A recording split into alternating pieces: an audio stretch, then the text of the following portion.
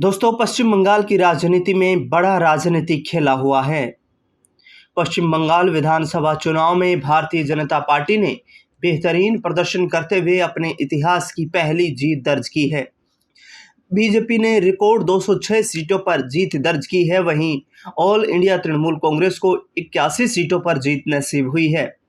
2 सीटें इस बंगाल विधानसभा चुनाव में कांग्रेस के खाते में गई है। 2 सीटें हुमायूं कबीर की पार्टी आम जनता उन्नयन पार्टी के खाते में गई है, जबकि 1 seat all India secular front और 1 सीट सीपीआईएम को मिली है। दरअसल बता दें आपको कि जिस तरीके से तमाम रणनीति अपनाई जा रही थी इस बंगाल विधानसभा चुनाव को लेकर के, उसमें ममता बनर्जी का इतनी बुरी तरह से हारना क्या दर्शाता है। ममता बनर्जी को अपनी भवानीपुर सीट बचाने के लिए भी संघर्ष करना पड़ा, लेकिन वो सीट उनके हाथ से अब निकल चुकी है। भवानीपुर सीट से ममता बनर्जी को कड़ी शिकस्त का सामना बीजेपी के शुवेंदु अधिकारी के हाथों करना पड़ा है, क्योंकि भवानीपुर में शुवेंदु अधिकारी ने 73,917 वोट लेकर 15,105 वोटों से ममता बनर्जी को हरा दिया है। 2021 के विधानसभा चुनाव में नंदीग्राम विधानसभा सीट से शुवेंदु अधिकारी ने ममता बनर्जी को हराया था और अब भवानीपुर का ममता बनर्जी का सबसे सुरक्षित किला भी ध्वस्त कर दिया गया है। ममता बनर्जी इस हार से काफी निराश हैं। बंगाल की जनता ने बदलाव को चुना है।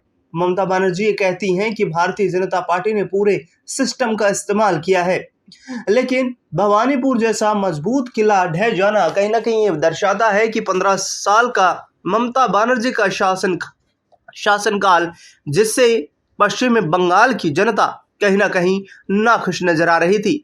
बंगाल में रिकॉर्ड वोटिंग जो हुई उसने ये दर्शा दिया कि इस तरीके की रिकॉर्ड वोटिंग से सत्ता परिवर्तन के संकेत मिलते हैं। बिहार और हरियाणा, महाराष्ट्र समेत तमाम इलाकों पर जिस तरीके से सत्ता रिपीट हुई, यानी कि भारतीय जनता पार्टी फिर से सत्ता में आती हुई नजर आई, ममता बनर्जी को इस बात का इल्म था कि कहीं ना कहीं यदि इस तरीके से रिकॉर्ड वोटिंग हुई है तो वो उनके पक्ष में एक लहर नजर आती है।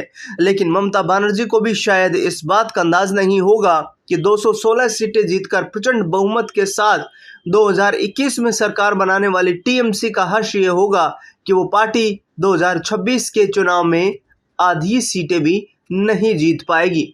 दरअसल अब देखना बेहद दिलचस्प होगा कि ममता बनर्जी का अगला राजनीतिक कदम क्या होता है, विपक्ष की जिम्मेदारी किस तरीके से निभाती हुई नजर आती है।